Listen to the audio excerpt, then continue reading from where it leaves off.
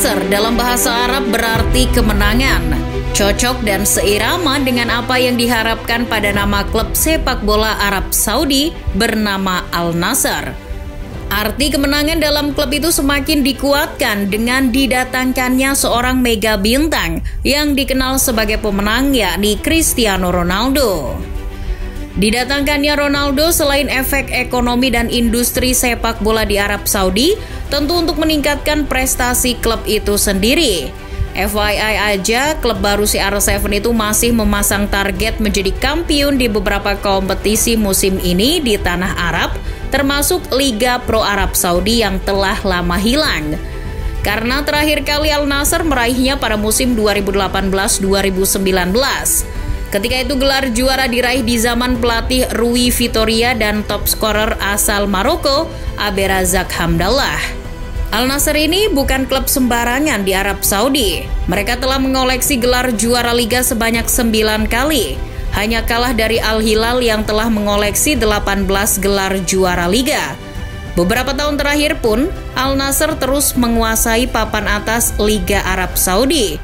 Cuma yang menjadi masalah, musim lalu Al-Nasr tertatih sampai akhirnya hanya finish di posisi ketiga klasemen dan nirgelar. Padahal kalau dilihat pada musim-musim sebelumnya, klub berjuluk Al-Alami itu paling tidak meraih 1 trofi.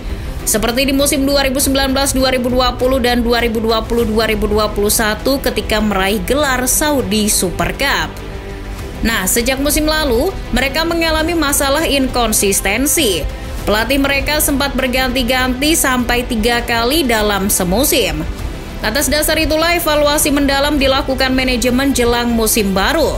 Pelatih baru pun didatangkan musim ini, yakni Rudi Garcia, mantan pelatih yang pernah sukses kala membesut Lille.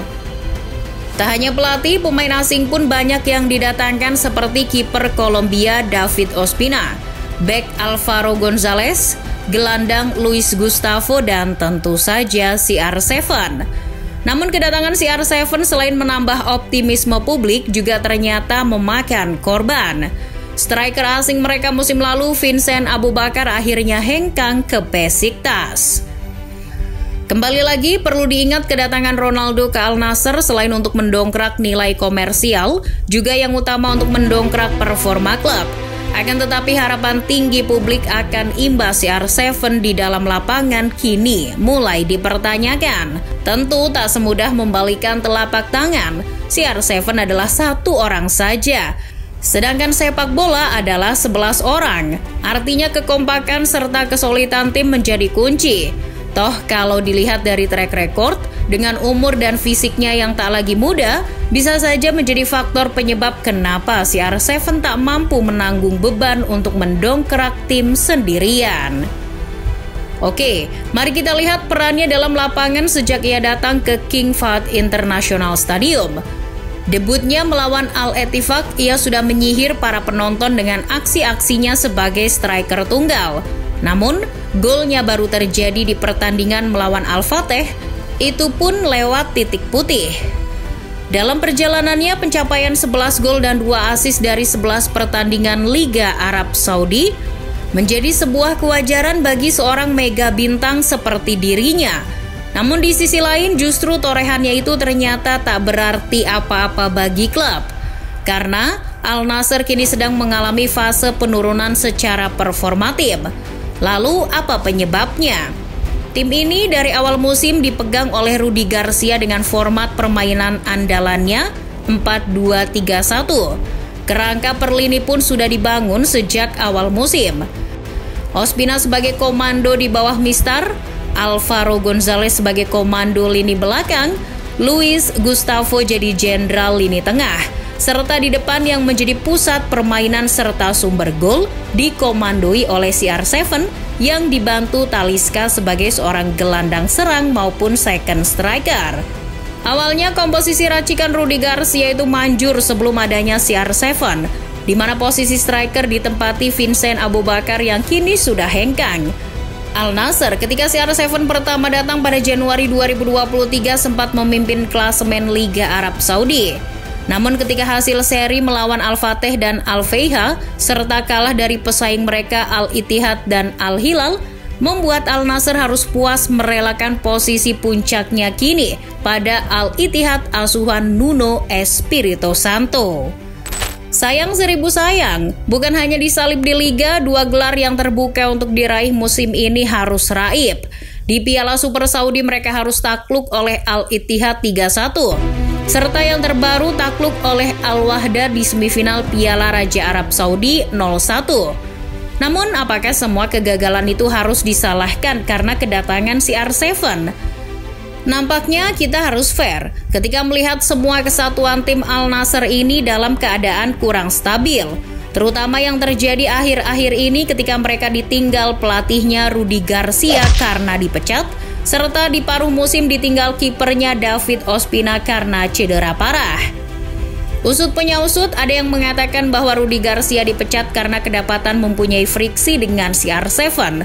Namun semua itu dibantah oleh pihak klub yang mengatakan bahwa pemecatan itu murni karena sang pelatih tak bisa perform. Namun demikian, hal itu menjadi pertanda bahaya bagi tim. Kehilangan Rudi Garcia dan digantikan oleh pelatih interim Dinko Jelacic tak serta-merta membuat transisi permainan Al Nassr menjadi mulus. 2 kekalahan atas Al Hilal dan Al Wahda menjadi bukti. Itu baru soal pelatih, belum lagi sikap CR7 lainnya di dalam lapangan. CR7 tentu dijadikan sebagai role model para rekan-rekannya maupun publik Al Nassr.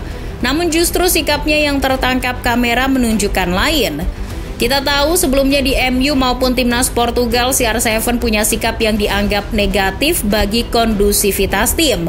Sikap seenaknya sendiri, tak menghargai klub dan merasa paling besar di klub, membuat kondisi tim menjadi keruh.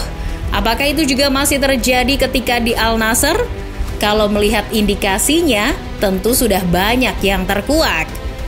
Seperti apa yang dilakukannya ketika ngamuk pasca laga melawan Al Feiha. CR7 terlihat cekcok dengan pemain lawan. Kemudian apa yang terjadi ketika kalah atas Al Ittihad? CR7 kedapatan frustasi dengan menendang botol di pinggir lapangan dan coba ditenangkan rekan-rekannya. Ada juga ketika ia kedapatan kamera melakukan aksi smackdown dalam duelnya dengan pemain Al Hilal ketika Al Nassr takluk 2-0. Atau ketika kalah atas Al Wahda di Piala Raja Arab Saudi, CR7 seperti dilansir Mirror kedapatan menyemprot staf kepelatihan Al Nassr atas performa buruk timnya. Beberapa sikap itu menjadi akumulasi yang menyebabkan kondisi tim tidak sepenuhnya baik-baik saja. Kedatangan CR7 selain ada positifnya, ternyata ada juga sisi negatifnya. Kini tinggal menunggu saja kebangkitan Al Nassr di Liga, karena Liga jadi gelar satu-satunya yang mungkin masih bisa diraih oleh Al Nassr dan CR7. Ketinggalan 3 poin atas Al Ittihad di sisa laga musim ini, semuanya masih bisa terjadi. Gelar Saudi Pro League ini akan menjadi harga mati bagi karir seorang CR7. Kalau tidak bisa diraih, apa kata dunia?